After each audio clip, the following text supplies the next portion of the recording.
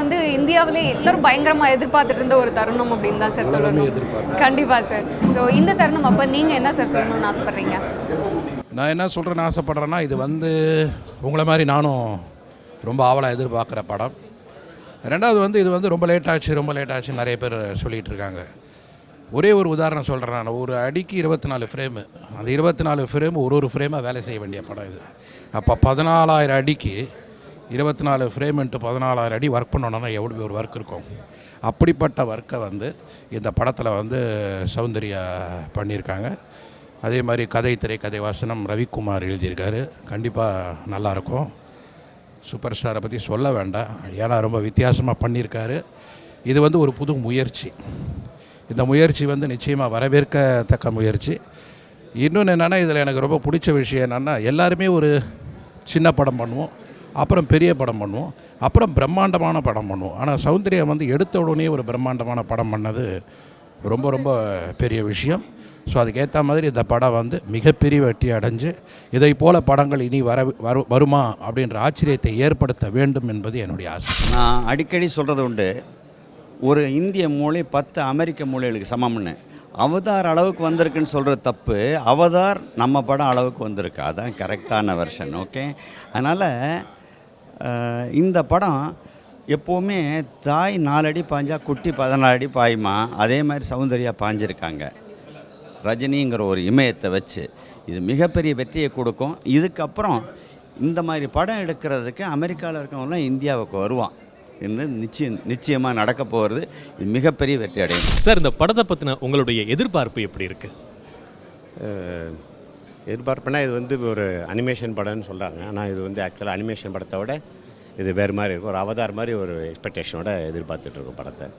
And I wish Rajini and is family all the very best for the film.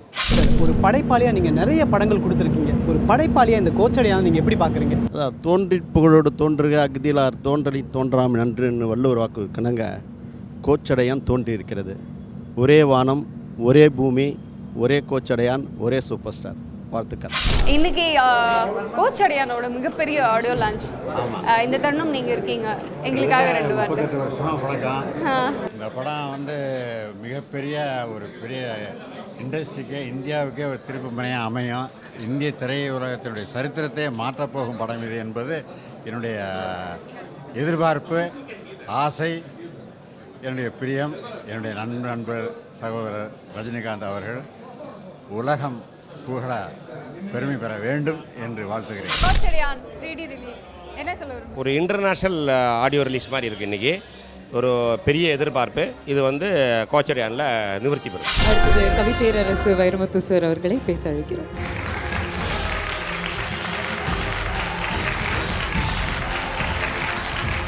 பெரியோர்களே, நண்பர்களே, கூடத்திலும் மாடத்திலும் நிறைந்திருக்கும் ரசிக பெருமக்களே, மேடையில் அமர்ந்திருக்கும் மேன்மைக்குரிய பெருமக்களே, கலை உலகத்தின் முன்னணி முகங்களே, கோச்சடையான் திரைப்பட பாடல்களையும் படத்தையும் உயர்த்தி பிடிக்க துணை நின்ற என் பாசத்திற்குரிய பத்திரிகையாளர்களே, ஊடக நண்பர்களே, உங்கள் அனைவருக்கும் எனது அன்பான வணக்கத்தை தெரிவித்துக் கொள்கிறேன். இந்த சபைக்குள் நுழைவதற்கு முன்னால் நீண்ட நேரம் பேசுவதற்கு செய்திகள் உள்ளனவே, நீண்ட நேரம் பேசுவது சரியில்லையே என்று நான் நினைத்தேன். அதையேதான் மீண்டும் உறுதிப்படுத்துகிறேன். இந்த பெருமக்களுக்கும் உங்களுக்கு மத்தியில் நான் நீண்ட திரையாக இருக்க மாட்டேன். சில நிமிடங்களில் நல்ல செய்திகளை சொல்வதற்கு ஆசைப்படுகிறேன். அதற்கு உங்கள் கைதட்டல்களை அல்ல, மௌனத்தையே யாசிக்கிறேன். கோச்சடையான் என்ற தலைப்பு தான் எனக்கு இதில் ஈர்ப்பு. முதல்ல சூப்பர் ஸ்டார் ரஜினிகாந்த் அவர்கள் இதை தூக்கி சுமக்கிறார் என்ற போதிலும் கூட கோச்சடையான் அந்த டைட்டில், அது கொடுக்கக்கூடிய அழுத்தம், அதில் இருக்கிற பழமை, கோச்சடையான் என்றால் என்ன என்று நீங்கள் புரிந்து கொண்டால் இன்னும் அதிகமாக நேசிப்பீர்கள். சடையான், கோச்சடையான் என்றால் அது சிவனுக்கு இன்னொரு பெயர். பொன்னார் மேனியனே, புலி தோலை அரைக்கசைத்து மின்னார் செஞ்சடை மேல் மிடிர் கொன்றை அணிந்தவனே, மன்னே மாமணியே, மழபாடியுள் மாணிக்கமே, அன்னே உன்னையல்லால் இனி யாரை நினைக்கேனே என்ற பதிகப் பாட்டு சிவபெருமானை கொன்றை அணிந்த சடையனே என்று கூப்பிடுகிறது. அந்த கோ என்பது உயர்வுக்கு அடையாளம். கோச்சடையான் என்றால் சிவபெருமானுக்கு இன்னொரு பெயர். ஆனால் பாண்டியர்களுக்கு ஒரு பெயர் உண்டு. வழுதி, மாறன், கோச்சடையான் என்ற பெயர்களெல்லாம் பாண்டிய அரசர்களின் பரம்பரை பெயர். ஆத்திகர்களாக இருந்தால் சிவபெருமான் என்று பொருள் கொள்ளலாம். நாத்திகர்களாக இருந்தால் இந்த கோச்சடையான் என்பது பாண்டிய மன்னனின் பெயர் என்று பொருள் கொள்ளலாம். இப்படி ஆத்திகத்துக்கும் நாத்திகத்துக்கும் பாலங்கட்டுகிற பெயரை படைத்ததற்காக சூப்பர் ஸ்டார் அவர்களையும் KS ரவிக்குமார் அவர்களையும் நான் பெரிதும் போற்றுகிறேன். இந்த படம் சில வகைகளில் புதுமை கொண்டது, முதன்மையானது என்று சொன்னார்கள். அது உண்மை. இந்த படம் மிக அற்புதமான 2 பெருமைகளை கொண்டிருக்கிறது. தன் தோளில் தூக்கி வளர்க்கிறாள் பெற்ற மகளை சூப்பர் ஸ்டார். தன் தோளில் தூக்கி வளர்த்த மகள் தன்னையே தன் தோளில் சுமப்பார் என்று அவர் நினைத்திருக்க மாட்டார். இது எத்தனை தகப்பனுக்கும் வாய்க்காது. சூப்பர் ஸ்டார் ரஜினிகாந்த் அவர்கள் அந்த வகையில் நற்பேறு பெற்றவர் என்று கருதுகிறேன். இன்னொன்று, அவர் 4 யுகங்களை தாண்டி வந்திருக்கிறார். 40 ஆண்டுகள் திரை உலகில் ஒருவன் தன் சிம்மாசனத்தில் நகர்த்த முடியாமல் இருப்பது என்பது எத்தனை பேருக்கு வாய்க்காது. கருப்பு வெள்ளை ஒரு தொழில்நுட்பம், வண்ணம் இன்னொரு தொழில்நுட்பம், 3 டைமென்ஷன் முப்பரிமாணம் இன்னொரு தொழில்நுட்பம். இந்த டெக்னாலஜி மோஷன் கேப்சர் டெக்னாலஜி, சலன பதிவு தொழில்நுட்பம், இது 4வது தமிழ். இந்த 4 தளங்களிலும் அசைக்க முடியாமல் 4 தளங்களை தாண்டி வந்த பெருமை இந்தியாவில் சூப்பர் ஸ்டார் அவர்களுக்கு மட்டும்தான் உண்டு. இந்த 40 ஆண்டுகளாக அவருடைய முதல் ரசிகனுக்கு வயது 65. ஆனால் 25 கொண்ட வயது இளைஞர்கள் வந்திருக்கிறார்கள்.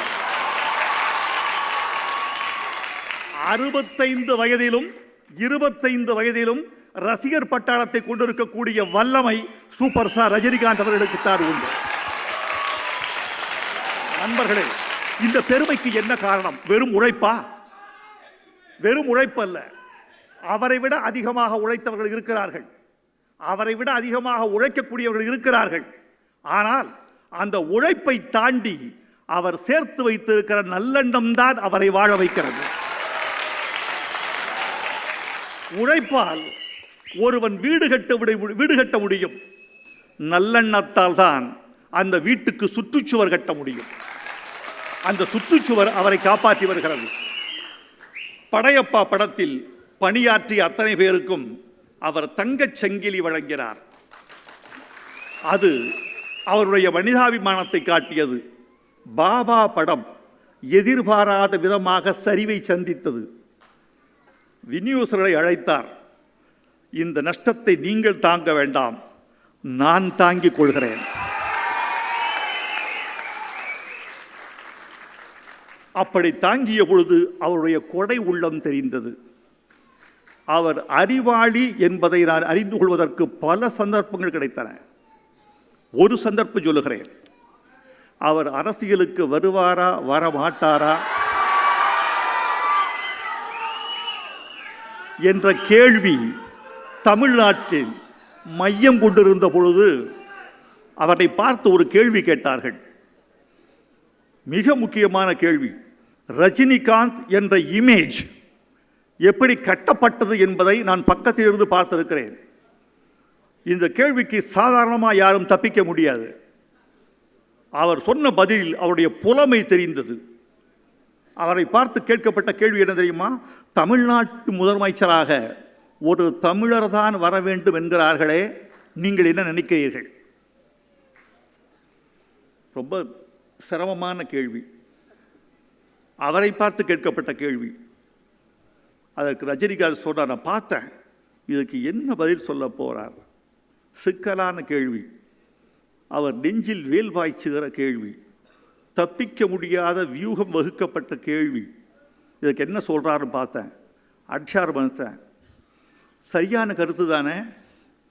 தமிழ்நாட்டில் ஒரு முதலியாரோ நாடாரோ தேவரோ பிள்ளையோ முதலமைச்சராக வர வேண்டும் என்று சொல்லாமல் தமிழன் முதலமைச்சராக வர வேண்டும் என்பது நல்ல விஷயம்தானே.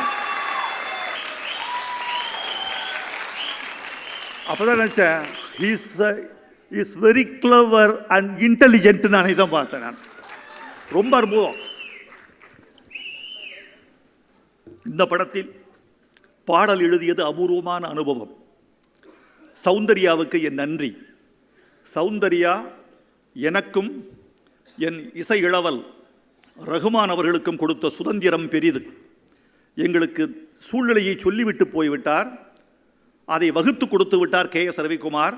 அதற்கு பிறகு அவர் இட்டதுதான் மெட்டு, நான் கட்டியதுதான் பாட்டு. இந்த படத்தின் பெருமையெல்லாம் காரணம் சௌந்தர்யா எங்களுக்கு கொடுத்த சுதந்திரம் என்பதை நான் மகிழ்ச்சியோடு தெரிவித்துக் கொள்கிறேன். ஒரு படைத்தலைவன் கோச்சடையான் எல்லாரையும் ஜெயிச்சுட்டு வீட்டுக்கு வர்றாரு, மக்கள் வரவேற்கிறார்கள். அவன் தலைவன் மட்டுமல்ல, ஒரு ஞான குருவும் கூட. அந்த ஞான குருவை பார்த்து கேள்வி கேட்கிறார்கள், எங்களுக்கு நல்லது சொல்லுங்களேன், எனக்கு வாழ்வியல் சிந்தனைகளை அள்ளி கொடுங்களேன் என்றெல்லாம் பொதுமக்கள் கேட்கிறார்கள். அந்த பொதுமக்களுக்கு தன் அனுபவங்களை ஞானத்தை பழமொழிகளாய் பொன்மொழிகளாய் அள்ளித்தருகிறார் கோச்சடையான் என்ற ரஜினி. இதற்கு எத்தனையோ எழுதி பார்த்தோம், 100. அவரோடு உட்கார்ந்து நிறைய சிந்தித்தேன், நிறைய சொன்னோம். எதிரிகளை மன்னிக்க எத்தனையோ வழிகள் உண்டு. முதல் வழி மன்னிப்பு. நீ என்பது உடலா உயிரா பெயரா? இது தத்துவ அத்வைதத்திலிருந்து விசிஷ்டாத்வைதத்திலிருந்து ராமானுஜர் சங்கரர் வரைக்கும் கேள்வி கேட்டு சலித்து போன ஒரு பதில், சலித்து போன ஒரு கேள்வி.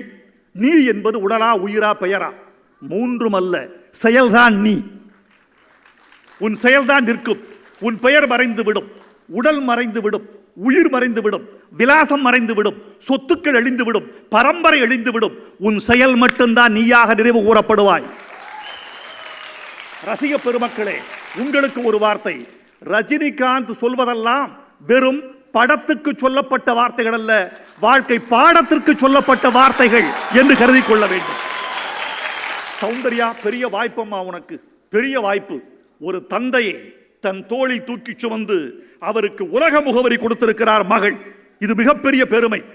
இந்த தொழில்நுட்பம் இந்தியாவுக்கு புதிது. அதை தூக்கி சுமக்கக்கூடிய ஆற்றல் ரஜினிகாந்த் அவர்களுக்குத்தான் உண்டு. வாழ்த்துக்கள். இந்த படம் வெற்றி பெற வேண்டும். முதலில் சௌந்தர்யா அவர்களுக்கு ஒரு வார்த்தை. இந்த படத்தை பெரியவர்கள் அப்புறம் பார்க்கட்டும், தமிழ்நாட்டு குழந்தைகள் எல்லாம் முதலில் பார்க்கட்டும். தமிழ்நாட்டு சின்னஞ்சிறார்கள், ரஜினி மீது அன்பு கொண்டவர்கள், ரஜினியை அங்கிள் என்று அழைக்கிறவர்கள், அந்த குழந்தைகள் இந்த படத்தை முதலில் பார்க்கட்டும். தயவு செய்து குழந்தைகளுக்கு முதலிடம் கொடுங்கள். நீங்கள் சற்றே தாமதமாக படம் வந்து பாருங்கள் என்று உங்களை கேட்டுக்கொள்கிறேன். வளர்வார் ரஜினி அவர்கள்.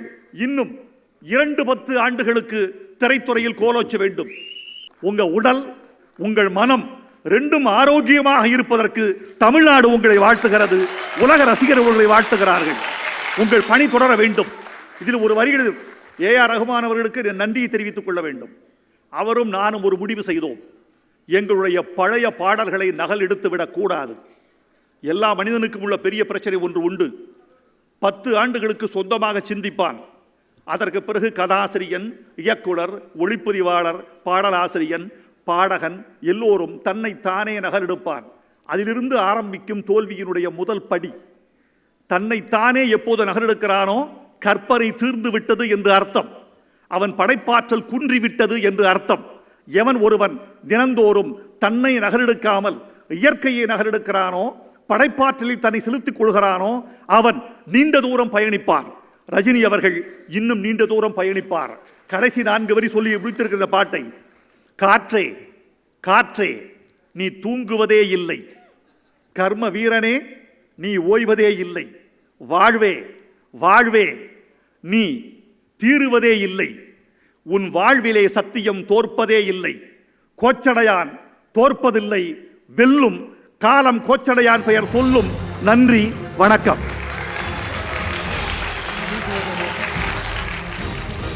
அடுத்ததான் ஏபிஎம் சரவணன் சார் வந்து நம்மக்கிட்ட பேசுவார்.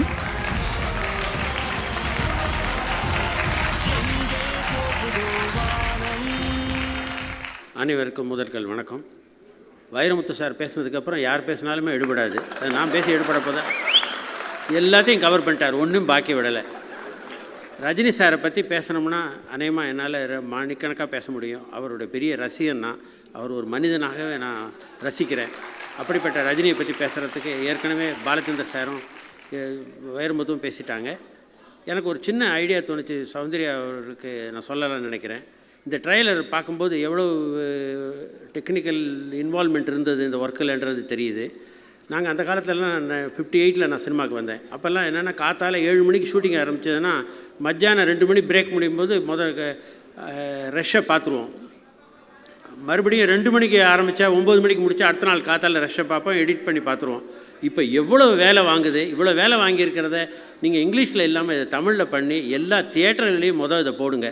அண்டு ரஜினி சாருக்கு ஒரு ரிக்வெஸ்ட்டு, ரொம்ப நாள் காயப்படாதீங்க ரசிகர்களை, சீக்கிரம் படம் கொடுக்குறதுக்கு வழி பாருங்கள். இந்த அரிய சந்தர்ப்பத்தில் என்னை பேச சொன்னதுக்காக நான் முறைப்படி பேசலை. பாலச்சந்தர் சாருக்கும், ஷாருக் கானுக்கும், ரஜினி சாருக்கும், மற்றும் இங்கே மேடையில் இருக்கும் கேஎஸ் ரவிக்குமார், ஏஆர் ரஹ்மான் அனைவருக்கும் என்னுடைய நன்றியை சொல்லி விடைபெறுகிறேன். நன்றி, வணக்கம். இப்போ வந்து ரசிகர்கள்லாம் வந்து ரஜினி சாரை ஸ்க்ரீனில் வந்து நீங்கள் வந்தால் மட்டும் போகிறோம் அப்படிங்கிற மாதிரி தயாராக இருக்காங்க. அப்படி இருக்கிற பட்சத்தில் கூட ஒரு அனிமேஷன்ற ஒரு ஃபிலிம்க்கு அவர் ஒத்துக்கிட்டு பண்ணது மிகப்பெரிய விஷயம். All the Rajini Garu fans, my wife is the bigger fan than you guys, man. That's why I love you so much, Rajini sir. Soundarya வந்து சுல்தானில் வந்து ஒரு பிட் திஸ்டிங் இது பண்ணியிருந்தாங்க. நான் பார்த்தேன்.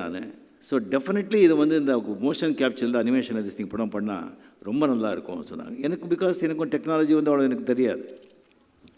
அதுக்கப்புறம் என்னங்க எனக்கு நம்பிக்கை இல்லை, பட் டிஃப்ரெண்ட்டாக இருக்குது. ஏதாவது வந்து நான் தமிழ் மக்களுக்கு வந்து ஏதாவது ஒரு புதுசு, இது வரைக்கும் செய்யாதது, யாருமே செய்யாதது, அவருக்கு ஒரு என்னுடைய ஒரு அன்பளிப்பாக அவர் கொடுக்குற எனக்கு அந்த ஒரு அன்புக்கு ஒரு மாறாக ஏதாவது கொடுக்கணும்.